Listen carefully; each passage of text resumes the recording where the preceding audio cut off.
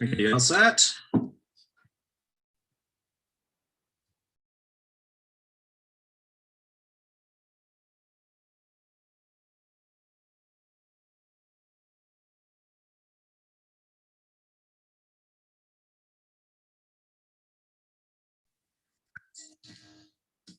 All right. Hey, good evening, folks. It is 7 o'clock. I'd like to first off say thanks for joining us on this wonderful February evening. I'm Jason Raddatz. I'm the director of the Whitehouse Nature Center, and I've got with me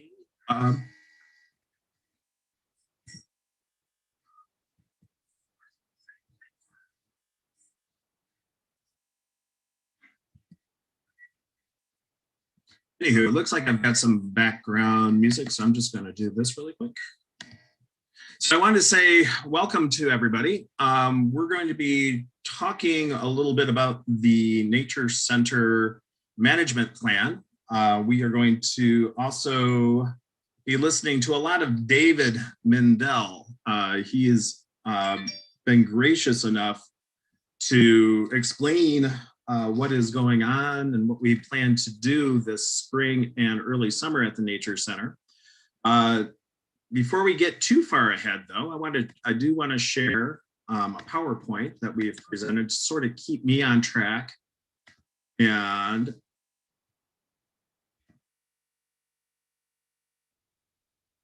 of course get David some perspective of what we're trying to do here. So the agenda that we're going to be working with is basically the introductions, which I have just done. We're going to go into the development of that management plan, and at the end of this presentation, we'll be fielding questions and comments. We're experiencing a wee bit of audio issue, at least on my end, as far as a bit of a delay. So we'd really appreciate it if you could utilize the comments feature there. Our good friend Tess, who is in my account, is going to be monitoring the Zoom meeting, and Eric Lyman, who is on the back half, is going to be monitoring our YouTube live channel.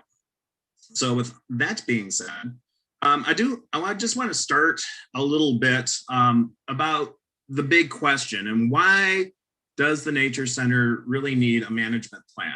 And the first, and I think the most important answer that David gave us last spring was that we need to encourage biodiversity within the Whitehouse Nature Center. Over the past couple years, and when I say years, I mean like lots of years, perhaps decades, the Nature Center has really been a hands-off conservation type of policy towards the management.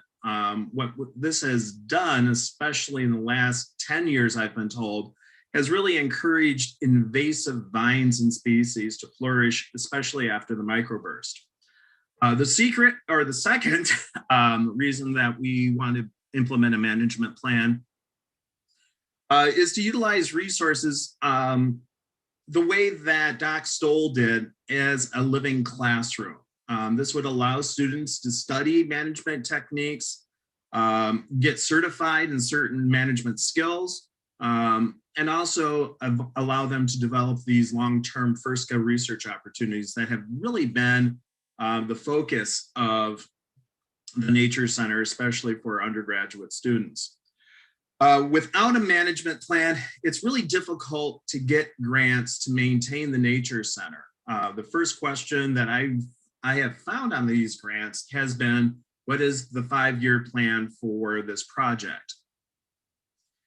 So last winter, about this time, I had an intern working from me, Brenna Hillman, who was an environmental science major and had some experience with field management.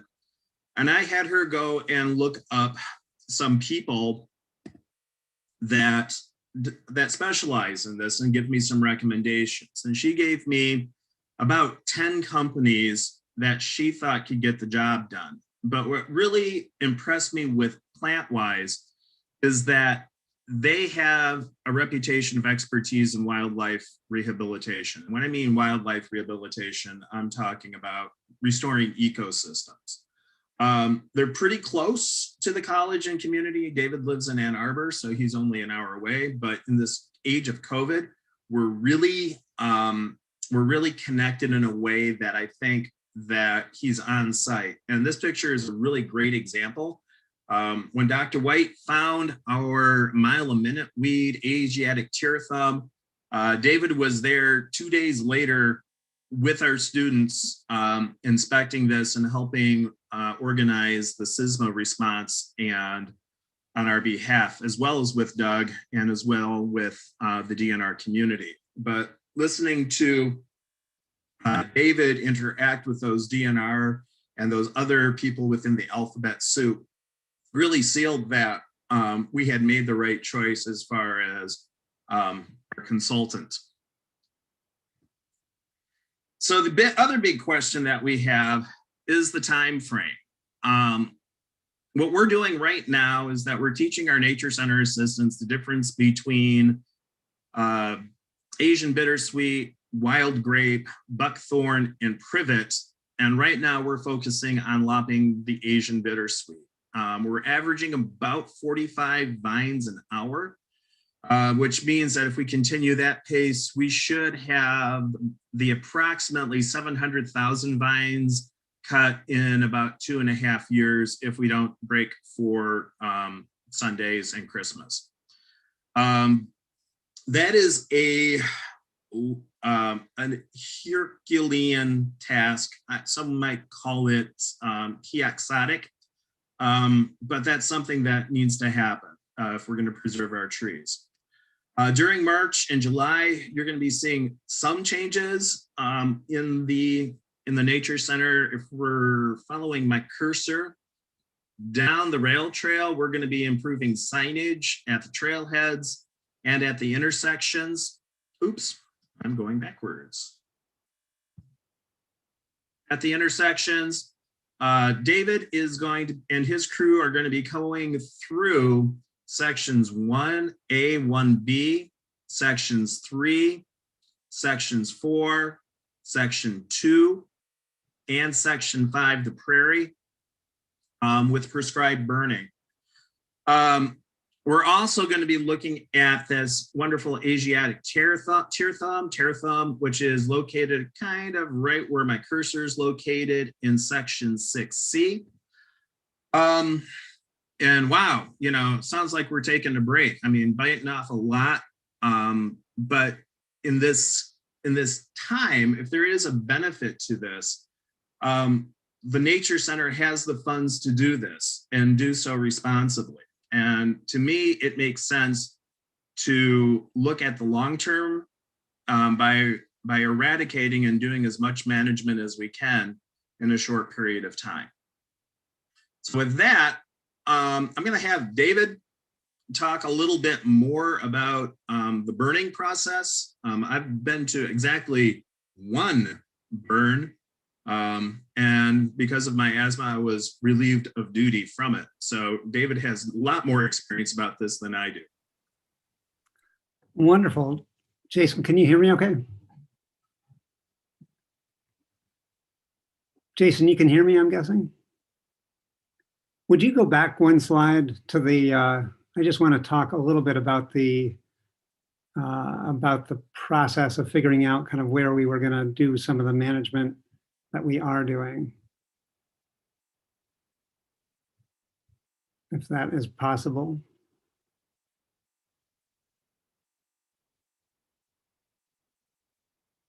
Thank you, Jason.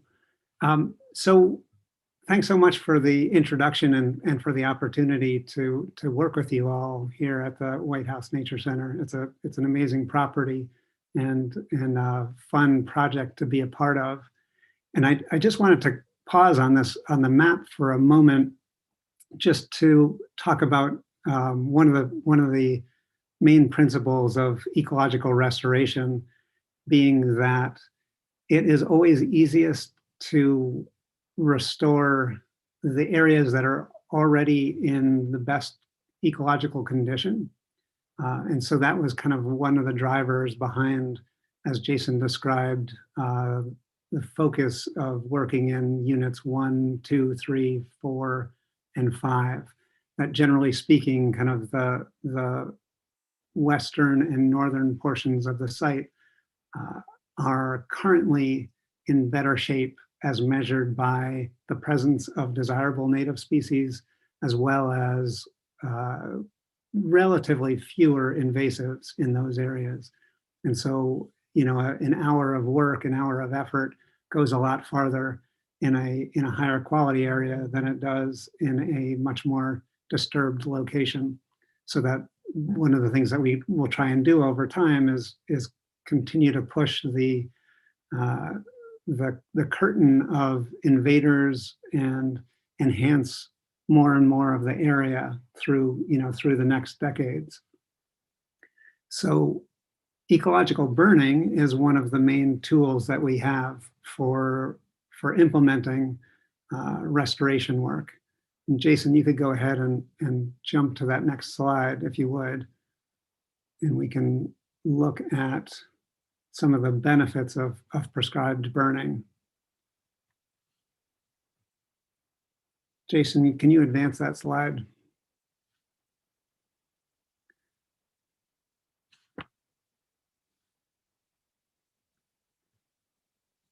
So prescribed burning is, as I mentioned, one of the most economical tools on an acre per acre basis. We can cover many acres in a single day of burning. And historically, fire was a frequent component of the Michigan landscape in wetlands, in woodlands, in prairies, really a variety of southern Michigan habitat. It was primarily practiced by Native Americans who were, you know, people are very integral as a part of nature. We as humans have been stewarding nature for thousands and thousands of years. And so prescribed burning is really the process of kind of reintroducing this natural process that has occurred on the landscape into which native plant species have become adapted over thousands of years. So the image that you see here gives a real sense of that, where we ran in this particular area a fire through the right side of the image that burned the day of this image was taken. The left side obviously was unburned, and we can see the results of that in the season following the fire. Jason, go ahead on to the next image there.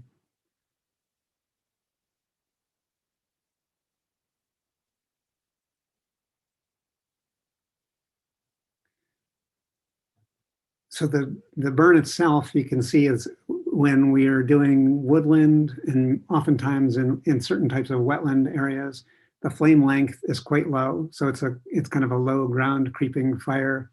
It doesn't climb up into trees or anything like that. It's really consuming leaf litter and dead standing grasses. And it's kind of consuming that material. And in the process, it creates bare ground. And on the right, you see this is taken several weeks after this particular burn. And the understory shrubs that you see in this image are honeysuckle. And the honeysuckle you can see here is none of it is leafing out.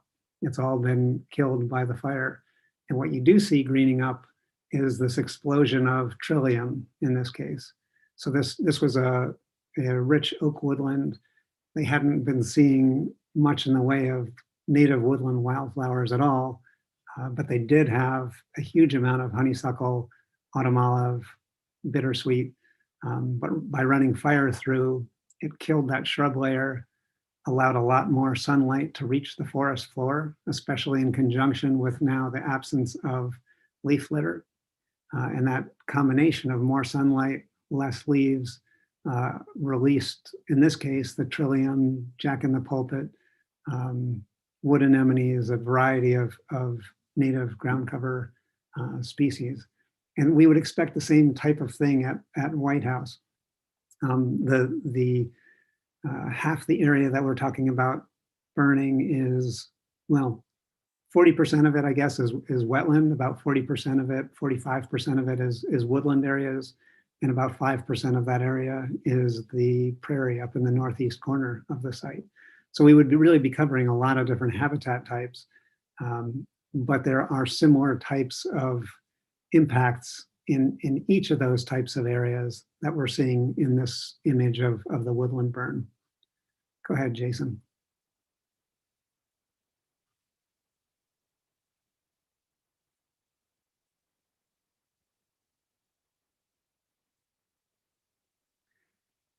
So that's a kind of a quick summary of the process of prescribed burning, and that, as Jason mentioned, it's one of the management tools that's going to be used and is already undertaken at Whitehouse. The other main thing is the process of manually removing many of these invasive species, and as Jason said, that process has started with Asian bittersweet. And it'll continue actively this next season with the new weed that was discovered here, and it's actually the first occurrence in Michigan, is the mile-a minute weed or Asian tear thumb. Jason, I don't know if you have other things to add at this point, or should we? Oh, I see somebody asks when in the spring the burning will take place. Yeah, it's a great question. So the burn season, our southern Michigan burn season, typically starts when the snow disappears and the ground dries out. And generally, that's kind of mid-March. And our burn season usually goes into early May, late April, early May. So we would be targeting somewhere within that window. We would probably be shooting for a weekday, so we're not impacting as many site users on the weekend. And the burn itself would take place in the course of one day over that entire area.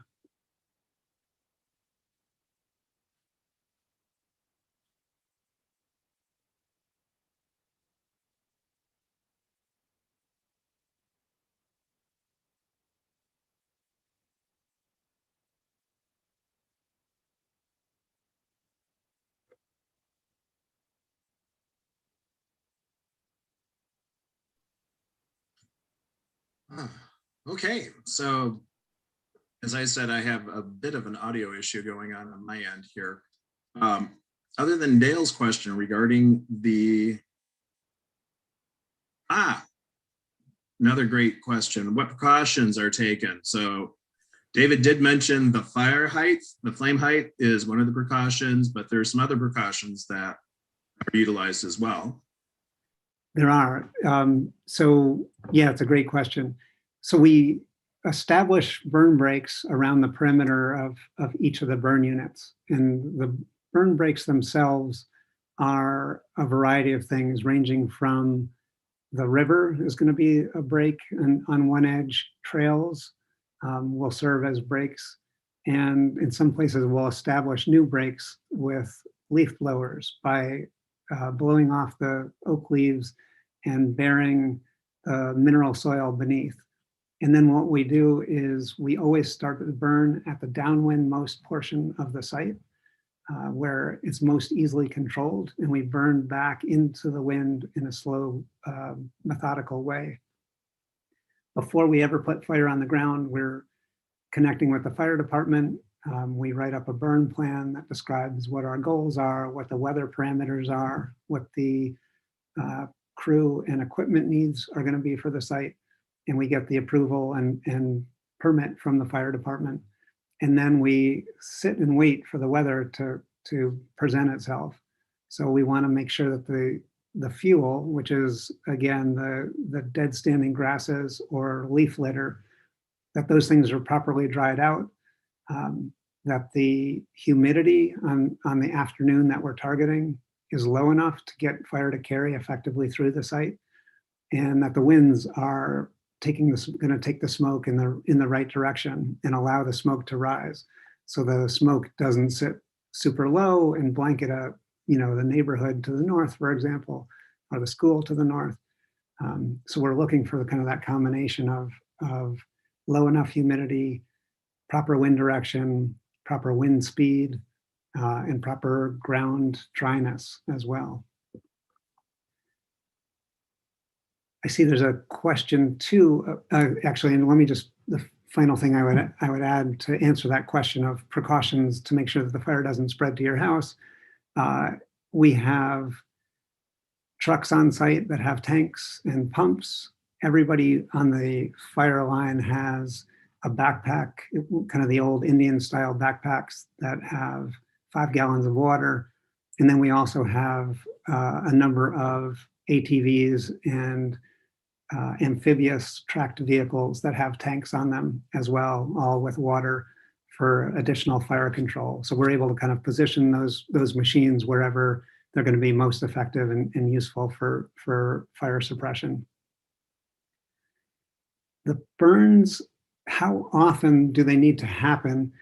In large part, it depends on what the site responds with. Oftentimes, burning 2 years in a row early in the restoration process is really helpful. Sometimes after the first burn, we get complete kill of some of the shrubs, and sometimes we get what's called top kill, meaning that the above ground portion of the plant dies, and then the roots send up resprouts on some of those plants. And a burn the subsequent year can be really effective for completely killing those plants, those shrubs that we're trying to get rid of. Typically, I was actually just at a fire conference earlier today, and one of the discussion topics, it was looking at the history of fire in Michigan. And they were using carbon and pollen dating that showed that much of Michigan burned on a 6 to 10 year cycle, especially in the southern part of the state. But again, that's once a site is in a pretty nice restored condition. Oftentimes early in the restoration process, we might want to burn a couple of years in a row, and then again, several years out, a couple of years out from there. Somebody asked, I see, will the fire knock back privet shrubs? It will. So one of the key elements for the impact of fire is how much fuel is in a given area. And so if there's enough leaf litter, or if there's enough dead standing grasses, fire will burn through those areas with a great deal of intensity and kill those shrubs. Privet is one of those species that has a bit of a habitat range, and sometimes it's in more mucky soil areas. And in those cases, the fire probably wouldn't kill the shrubs, just because those more bared, mucky soil locations don't have enough fuel to carry it and sustain an intense fire. So it's can be patchy across the landscape in terms of how intense the fire itself is. So we also have the question, what impact does burning have on small animals? Yeah, that's a great question. So I have mentioned that we always start the burn at the downwind portion of the site and let the fire kind of creep back into the wind. And that one of the reasons that we do that, in addition to more effective fire control, is that it allows animals to move into their sheltered areas. And those creatures are going to be small mammals, but it's also going to be things like turtles or snakes. And with backing fires, those creatures are able to kind of jump into their shelter or hunker down in more mucky soil, moister areas.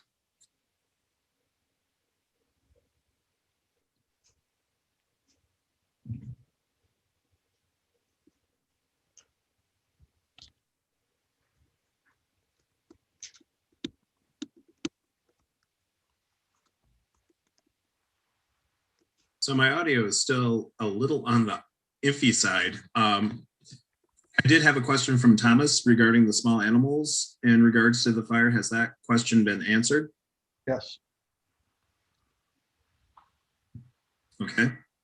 I see somebody else also asked about the vines and how can the vines effectively be managed? Yeah, and that's a great question. The bulk of the vines, there's definitely some native vines that are on site, which and primarily wild grape. And the grape, while it may be more dense than it might normally be because of fire suppression over the last couple hundred years, generally speaking, the wild grape doesn't have a negative impact on the trees. Sometimes it'll end up pulling down branches. The bigger vining problem is the Asian bittersweet, and students are going through and they're working on cutting those now. There'll probably be some continuation of that.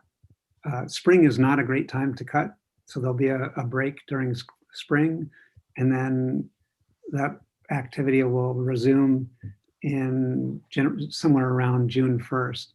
And some of those areas will be, the cut stump will be painted with a concentrated herbicide. The other new vine is the mile a minute weed, which we mentioned earlier, and that's an annual. And so that one is, we've been talking about a variety of approaches, possibly introducing goats, using some different types of foliar treatment on those, as well as probably some hand pulling. So it'll be a combination of treatments for that particular vine species.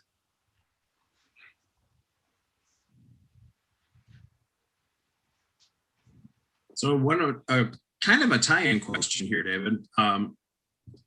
Jim Whitehouse is wondering how the vines can be managed. And I know we've had a discussion because we're sort of taking a unique approach because traditionally what has happened, we've been sawing the Asian bittersweet and applying an herbicide to it. But what we're planning on doing is cutting the Asian bittersweet down as close to the ground as we can, usually 6 inches. And we're following a procedure that was done in Pennsylvania where they did not apply the herbicide. And the difference between the herbicide applied bittersweet and the non-herbicide applied bittersweet was something along the lines of 4 vines coming out of the severed root. Thomas did ask about the goats, and Dale's followed up, are the goats selective eaters of invasives? And that's really depending on where you get the goats from. I've been speaking to a couple of vendors who are claiming that the goats will eat Asian bittersweet. I don't think in the diameter that we've had.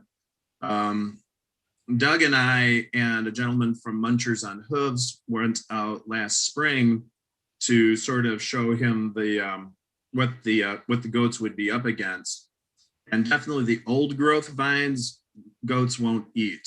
My experience with goats, again, is dealing with them as a 10-year-old kid in northern Michigan, and I have yet to find a selective eating goat. So the question then becomes, when is the best place for utilizing goats? And is it a viable option for a backup for fire management? Is it a alternative to fire management? As far as the price point goes, I don't think goats are as economical as fire management, just based on the vendor quotes that I've received. On the other hand, there are people who are interested in seeing what goat management would look like, or grazing management would look like, or conservation grazing. I think everybody does those 3 things. And I'm kind of curious, to be honest. I'm not sure where or how I've been reading some literature on the mile-a-minute weed being managed by goats because it is a perennial, and if you what they've been doing, either putting them in a small electrified pen and having them eat everything in sight, including the mile-a-minute, and that has had some effectiveness. But yeah, I mean, I'm not ruling out anything, including the goats. Yeah, and just to add to that, my understanding too is that because they tend to be pretty voracious eaters of whatever they can get their little hooves on, that oftentimes the ideal place for the goats is not necessarily in the highest quality portions of the site, but in some of the more degraded, more heavily shrubbed in areas, where they can be incredibly effective at opening those areas up. And if folks think back to the map that Jason showed early on, there are kind of yellow units within kind of this larger area, and there are lots of pockets between those higher quality restoration units, if you will, in lots of chunks of land where the goats would be really effective and would do very little damage to native species in those spots.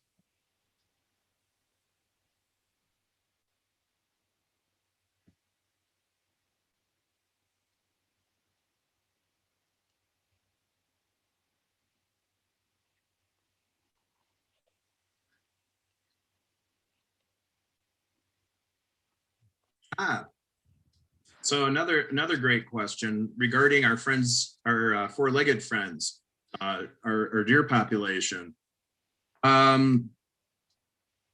Yeah, deer population. That is. I was waiting for that question. So yes, I have been thinking about the reduction, perhaps, of the deer population, or the encouragement of other locations. I mean, we are, and forgive me, my audio again, I'm just going to exit out.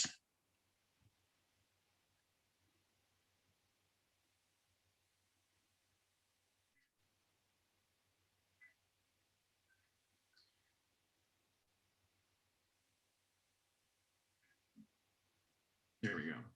So the deer population, by most observations, is right around 25 to 35 deer that we see on a daily basis. And we're not certain if we're seeing the same deer or different deer or what have you. It has been traditionally in this area, it has been a hunting grounds. I'm not at all interested in opening it up to hunting, though I've had many people say, we should perhaps open it up for a game weekend, like some of the other centers do. I'm not going to do that. That's not what the nature center is about. It's a preservation area. The other thought is, if we are going to do any type of wildlife, or not wildlife rehabilitation, but ecological restoration, we've got to do something with the deer to allow young trees, young shrubs to take at the nature center. And one of the concerns that we have, at least, is how do we manage the top herbivore in a way that they're not going to affect what's going on with the new plants.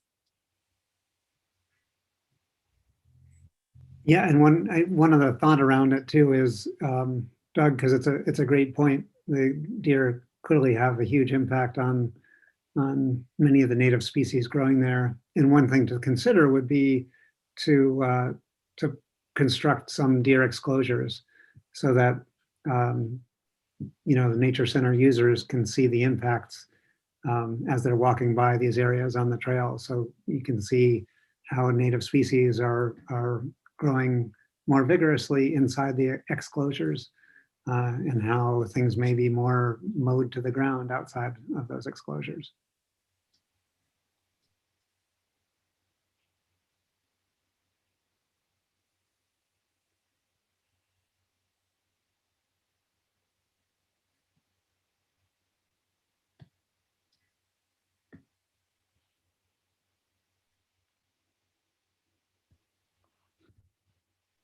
Okay, are there any other questions?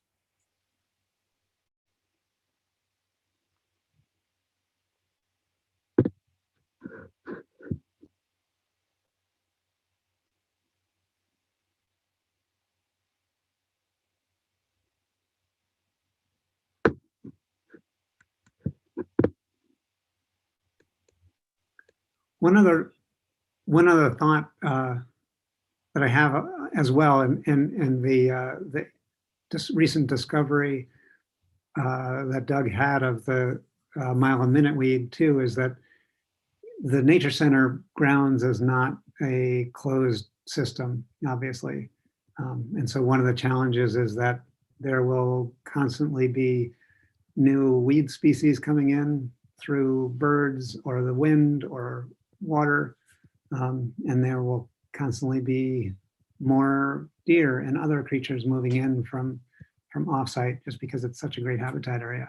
So there'll always be some management needs, in perpetuity, just in an effort to keep the site as diverse as possible.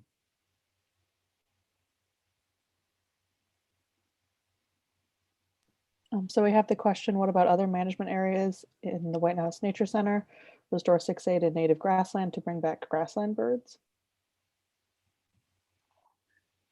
Yeah, that's a great question. And there's, I think that is on the list, kind of phased in over time. All those, the units 6A, B, C, D, all those areas, both eventually probably through a combination of introducing fire, and then as well as adding native prairie seed to enhance the diversity of those grassland areas. They're clearly big enough to host some really neat larger grassland bird species, and so I think that's on Jason's list for in subsequent years. We also have the question, will you see community members to help with invasive removal?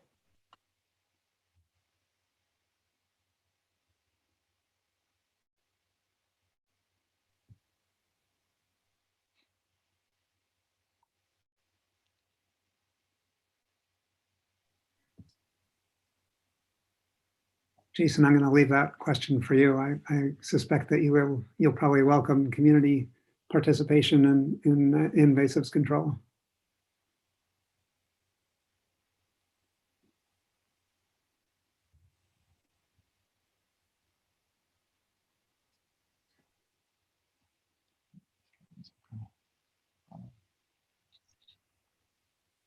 Yeah, no worries.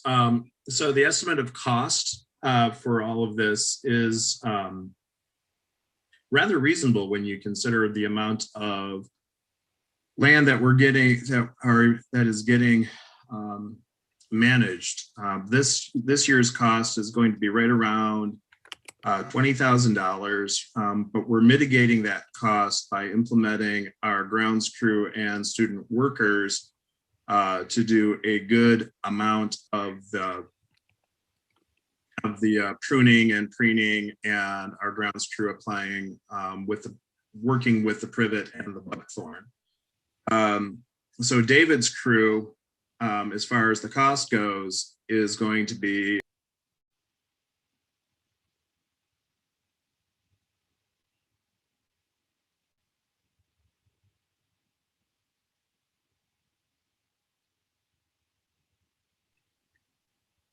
Jason, you got muted out. I don't know if you heard me, but you were going strong, and then your audio dropped out.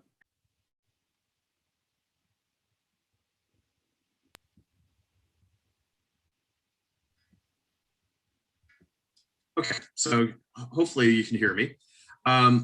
So where I was, I was speaking about community members being involved as well. And yes, of course, community members are going to be welcome on this as well when we start working with the management plan.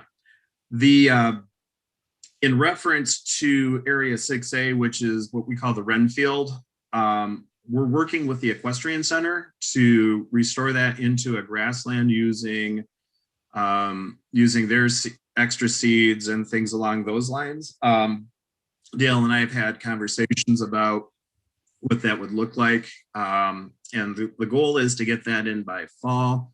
It might be next spring when we do that. Could be as early as this spring, depending on what's going on over at Held. The nice thing about COVID is that there has been a reappropriation of funds through the internship and career center, so that about $18,506, I have that figure written down, is opened up from our restricted fund to be applied to these types of projects. And by doing so, it allows us to get a head start, if you will, than if we were taking it directly out of the restricted fund into and paying for student workers. So instead of going out and asking academic affairs, asking institutional advancement, and looking for donors, we have this nice nest egg, if you will. And by implementing this, I think we are going to be a good 5 to 10 years ahead as far as the financial support goes than if we waited for donors to pop up. And if my memory serves me, correct me if I'm wrong, David, the longer we wait, the cost goes up every year for remediation by about a factor of 10 for every 2 to 3 years, if my memory serves me correctly. Yeah, it's definitely true that obviously the problems around invasive species it kind of follows this exponential growth curve, and it starts at relatively low numbers, and then it hits that exponential curve portion, and much of the site is kind of at that on the steeper portion of the curve. So the number of species the population of some of these invasives will really explode in the coming years beyond what it is now. So the cost will obviously go up accordingly. The cost and the time required to control those things.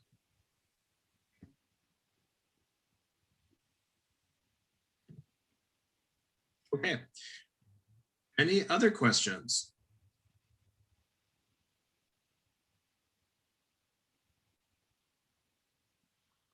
Going once.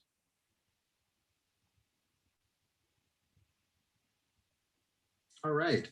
Well, with that being said, I want to say thanks to David. I mean, without David, this would have been a really awkward conversation we had, especially with my audio delays going on and everything. So I want to say thanks to David. I also want to say thanks to Tessa for fielding those questions on YouTube. I also want to say thanks to Eric Lyman and the communications department for helping us set this up. I will also say I am available. David's available for questions, for comments. As a brand spanking new Nature Center director, I may not have all of the answers at my fingertips, but I like to ask questions. And I always seek consensus. So we're looking, and I really appreciate Doug's comment. I mean, I hope for great success for this Nature Center. Walking through this, I remember as an undergrad, I think I came here a whopping one time to pin my girlfriend, found a hognose snake, and got more interested in the snake than I did in the girlfriend. Needless to say, I didn't get pinned that day, but there's always a special, every time I walk by that place, I always have a smile on my face. And that's what this place is to this community. It's a really special place.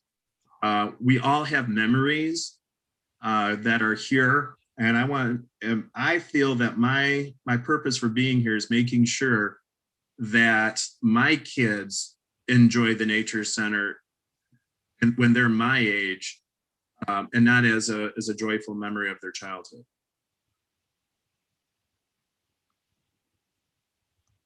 So in the comments section, I am going to put my email address because it looks like we've got 9 people here, and most people have my email address, but I'm going to share it nonetheless. As soon as I can find my chat screen.